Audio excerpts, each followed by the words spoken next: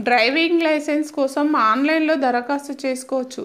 ఇది ప్రక్రియ. రోడ్డు రవాణా, జాతీయ రహదారుల మంత్రిత్వ శాఖ ప్రకటించిన కొత్త డ్రైవింగ్ లైసెన్స్ నిబంధనలు జూన్ 1 నుంచి దేశవ్యాప్తంగా అమల్లోకి వచ్చాయి.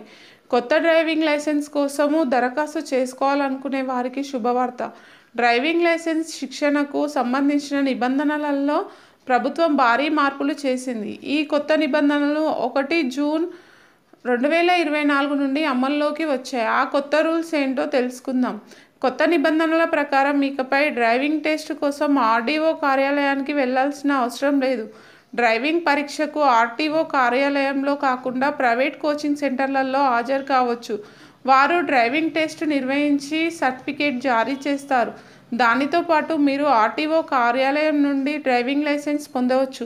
నేరుగా ఆర్టీఓ కార్యాలయాలకు వెళ్లకుండా పూర్తిగా ఆన్లైన్లో డ్రైవింగ్ లైసెన్స్ జారీ చేయడం ఈ కొత్త నిబంధనల ప్రధాన లక్ష్యం.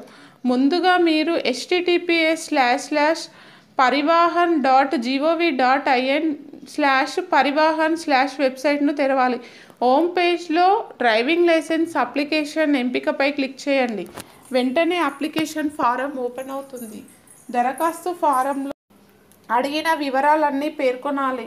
అవసరమైన అన్ని పత్రాలను అప్లోడ్ చేయాలి. నిబంధనల ప్రకారం దరఖాస్తు రుసుము చెల్లించాలి. మీరు మీ ప్రాధాన్యత ప్రకారం ఆన్లైన్ లేదా ఆఫ్లైన్లో దరఖాస్తు చేసుకోవచ్చు. దరఖాస్తు ప్రక్రియ పూర్తయిన తర్వాత అవసరమైన పత్రాలలో ఆర్డీఓ కార్యాలయానికి వెళ్ళండి. మీ డ్రైవింగ్ నైపుణ్యాల రుజువును ఆర్టీఓకి చూపించాలి.